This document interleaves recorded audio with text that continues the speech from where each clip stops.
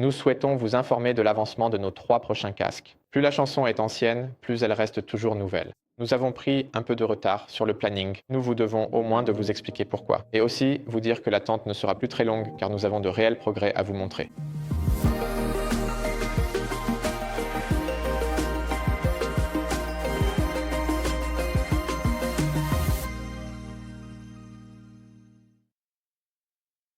Le Crystal Super Micro OLED, le Dream Air et le Dream Air SE partagent beaucoup de technologies de base, comme les panneaux micro OLED, les lentilles Pancake Concave View de Pimax, ainsi que le suivi oculaire développé par Tobai.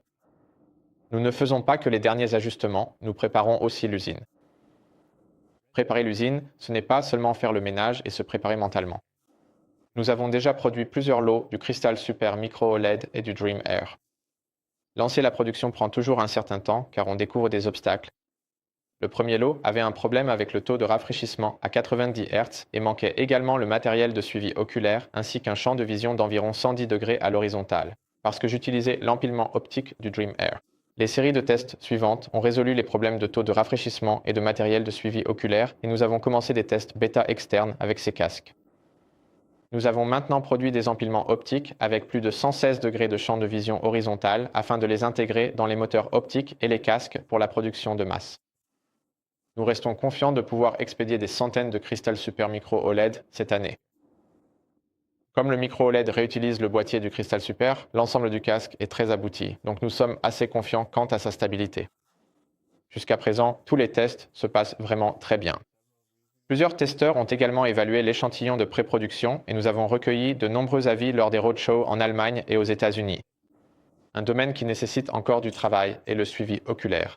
Tous les casques produits actuellement incluent ce matériel. Le logiciel fonctionne parfaitement, mais il a encore besoin d'un peu plus d'attention pour fonctionner sans faille avec toutes les formes et positions d'yeux.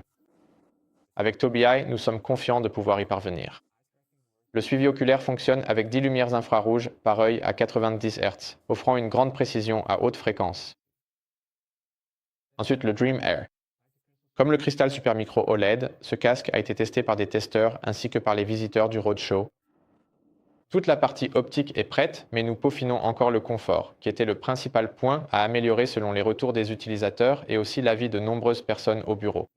Ici, nous avons donc une mousse plus épaisse et ce cadre en maille est ajusté pour offrir une plus grande flexibilité. La nouvelle forme 3D s'adapte également à davantage de formes de visage.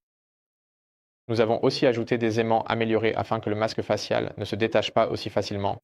Ce tissu en maille a également été amélioré pour offrir un matériau très respirant qui bloque tout de même toute la lumière. Nous sommes confiants de pouvoir commencer à expédier d'abord la version Lighthouse, mais nous avons aussi des prototypes SLAM qui fonctionnent sans aucune station de base.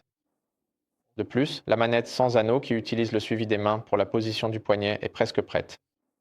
Et nous restons confiants de pouvoir expédier quelques petits lots cette année.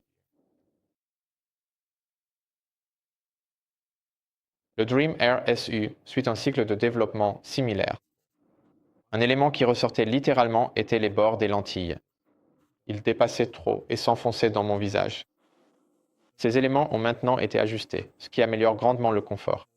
Par ailleurs, la façade Lighthouse pour la Crystal Super a été repensée pour utiliser l'USB-C au lieu du connecteur PIN sur mesure utilisé par la Crystal Light et la Crystal. Vous trouverez plus de détails à ce sujet dans le blog ci-dessous. Autre point à noter, Pimax Play 2.0 sera bientôt disponible. Avec ce client logiciel amélioré, notre objectif est de conserver les nombreuses options de personnalisation et les fonctionnalités puissantes qui font la force de nos casques, tout en le rendant plus accessible aux débutants et en repensant une partie de l'interface. Cela inclut également notre prochain logiciel de suivi des mains. Nous approchons de l'expédition de ces produits en commençant par la Crystal Super Micro OLED. Je sais qu'il est encore tôt, mais permettez-moi de vous souhaiter de bonnes fêtes et j'espère vous voir au CES 2026.